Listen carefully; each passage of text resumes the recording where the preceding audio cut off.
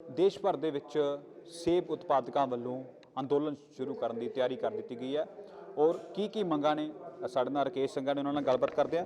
Sir ਕੀ ਮੰਗਾਂ ਕੀ ਨੇ ਤੁਹਾਡੀਆਂ, ਕਿਹੜੀਆਂ ਸਰਕਾਰਾਂ ਖਿਲਾਫ ਮੰਗਾਂ ਔਰ ਮੰਗਾਂ ਕੀ ਨੇ ਮੁੱਖ ਜਿਹਦੇ ਖਿਲਾਫ ਤੁਸੀਂ ਅੰਦੋਲਨ करना?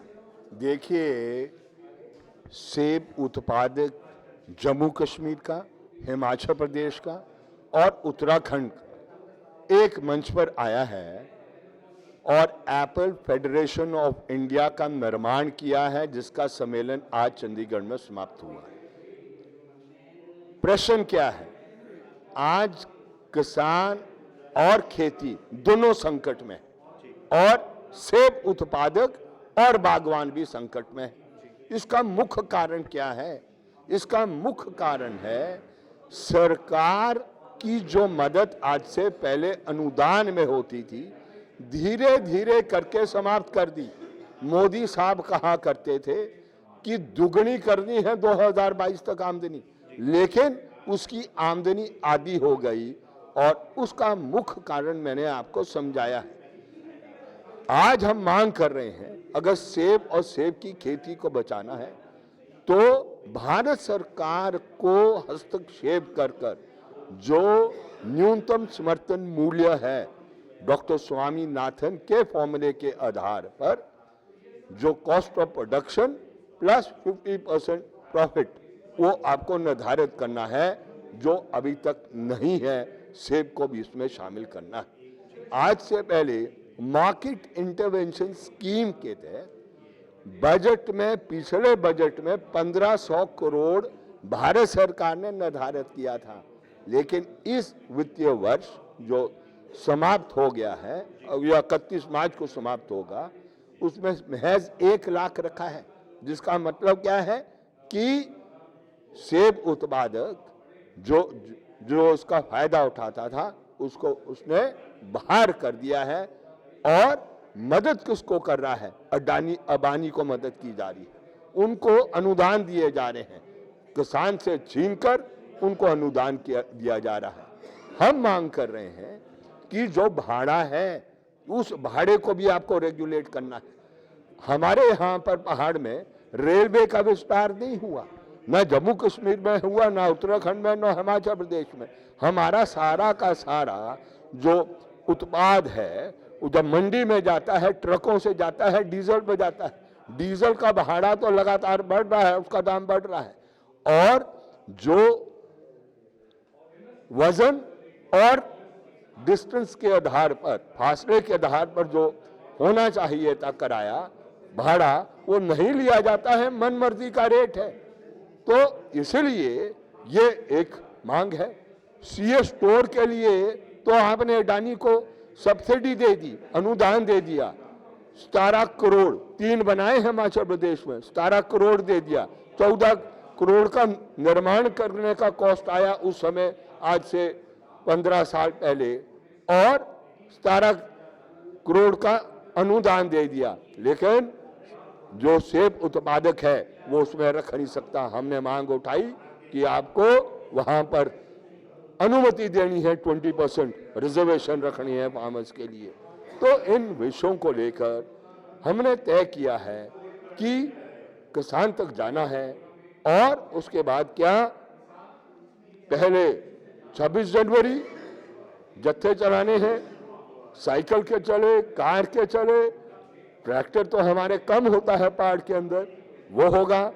और उसके बाद 16 फरवरी को तैयारी करनी है देहात बंद की। ये आज हमने निर्धारित किया। 14 मांग के आधार पर मांग पत्र तैयार किया है, और उसके आधार पर हम जन आंदोलन को आगे करेंगे। और 16 फरवरी के बाद अगर दिल्ली की ओर भी कूच करना होगा, उसकी भी हम तैयारी निश्चित रूप से करेंगे। अब पीछे हटने वाले नहीं हैं। किसान रीढ़ की हड्डी है देश की, लेकिन उसके साथ इस तरीके का व्यवहार किया जा रहा है, जिस तरीके का व्यवहार वो सुतेला होता है, जिस तरीके का व्यवहार दुश्मन के साथ किया जाता है। सरहद पर सबसे ज्यादा कुर्बानी है हमारे नौजवानों की, लेकिन जब हमें देने की बारी आती है तो ठन ठन गोपाल खाली तिजोरी हमें दिखाई जाती है। लेकिन जिस तरीके से आप बोल रहे हैं आंदोलन करेंगे, तो किसान जो पंजाब और हरियाणा दिल्ली के पास के इलाके के जो किसान हैं वो भी 13 फरवरी को दिल्ली जा रहे हैं, 13 फरवरी को दिल्ली जा रहे हैं, और तभी आप उनका साथ क्यों नहीं देते, उनके साथ मिलके क्यों नहीं ये आंदोलन आगे बढ़ाते? देखिए, जो 3 कृषि कानून को वापस लेने का कार्य था, एक सारे जितने देश की जत्थेबंदी किसानों की थी एक मंच पर आई, और निश्चित रूप से अभी भी वो जो संगठन थे उनके साथ तालमेल कर ये कार्य किया जाएगा, क्योंकि इंडिपेंडेंट तौर पर कुछ कार्य निर्धारित कर दिए हैं तो उनको चलाएंगे, लेकिन वो जो सांझी समझ होगी उस सांझी समझ से हम बाहर नहीं रहेंगे। उसके हिस्से पहले भी रहे हैं और उसके हिस्से इसके बाद भी रहने वाले हैं। क्योंकि जिस तरीके से आप सेब उत्पादक हैं तो फार्मर्स ही आप ही, क्योंकि दूसरी तरफ किसान जो है ना पंजाब और हरियाणा के दिल्ली के नज़दीक के जो किसान है पूरे देश के, उनका भी सेम यही मांग है, जैसे एमएसपी गारंटी की है, स्वामीनाथन रिपोर्ट की है, सेम आप ही वही मांग कर रहे हैं। तो आप उनका साथ देके 13 फरवरी को ही ऐलान क्यों नहीं करे दिल्ली जाने का? आपकी कोई उनसे बात हुई है या आप उनसे उन तक पहुंच कर रहे हैं आप अभी? देखिए, उसमें भी शामिल होंगे, उसमें भी शामिल होंगे, उसमें भी शामिल होंगे, और 13 है वो, और वो तो हम 16 फरवरी की बात कह रहे हैं। वो एक इंडिपेंडेंट एक्शन है, संयुक्त एक्शन जो किसानों के जो जत्थेबंदियां बनी है, साझा मोर्चा बना है, उसको उसके हर एक्शन को समर्थन करेंगे, हर एक्शन को समर्थन करेंगे। संख्या ऊपर नीचे हो सकती है, लेकिन निश्चित रूप से उस धारा के हैं, उस धारा में रहने वाले हैं। व्यापक किसान की एकता, संघर्षों को विकसित करने के लिए हम अगली पंक्तियों में रहने वाले हैं।